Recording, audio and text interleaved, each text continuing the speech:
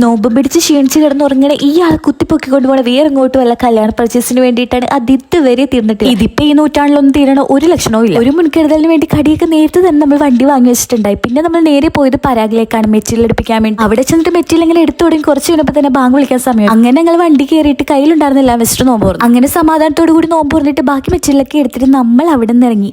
ഇത് എന്താണ് ഈ കാണിക്കണത്? അടുത്ത ഷോപ്പിലേക്ക് കയറുന്നതിന് മുമ്പ് എന്തെങ്കിലും ലേറ്റ് ആയിട്ട് കഴിച്ചിട്ട് പോവാന്ന് പറഞ്ഞിട്ട് പിന്നെ പുട്ട് മിക്സ് വാങ്ങിച്ചു. എന്റെ പൊന്നോ 10 പൈസ കൊള്ളൂല. പോയി ഇന്നത്തെ എന്റെ മൊത്തം മൂട് ഭക്ഷണം കൊള്ളൂലാത്തോണ്ട് പോയിട്ടുണ്ട്. പിന്നെ അവിടെ നമ്മൾ നേരെ പോയത് ഹൽദിയുടെ കുറച്ച് സാധനങ്ങളൊക്കെ എടുക്കാൻ വേണ്ടിട്ടായിരുന്നു. അതെടുത്തതിന് ശേഷം അടുത്ത കടയിലേക്ക് പോയി. ഇതെന്താ കടമാറി കളിക്കണം. ബൈ പരിചയപ്പെടുത്താൻ മറന്നുപോയി. എന്റെ പുറകെ നിൽക്കുന്നതാണ് ഞങ്ങളുടെ കല്യാണപ്പെട്ട്. ഗണപതിയുടെ പ്രതിമ കണ്ടെങ്കിലാണ് ഈ കൈയും കൂപ്പി നിൽക്കണം. ഇതിപ്പോ ഏത് കടയിൽ പോയി കഴിഞ്ഞാൽ ഷട്ടർ അടക്കാണ്ട് ഞങ്ങൾ പുറത്തേക്ക് ഇറങ്ങാറില്ല. സെയിം ആയിട്ട് ഇന്നും അത് തന്നെ അവസ്ഥ. ഞങ്ങൾ ലൈറ്റ് ആയിട്ട് എന്തെങ്കിലും കഴിക്കാനും കുടിക്കാന്നൊക്കെ വിചാരിച്ചിട്ട് ഒന്ന് കഫേയിലേക്ക് കയറി. പിന്നെ അവിടുന്ന് കുറച്ച് ഫുഡൊക്കെ കഴിച്ചിട്ട് ഞങ്ങൾ നേരെ വീട്ടിലേക്ക് തിരിച്ചുപോയി.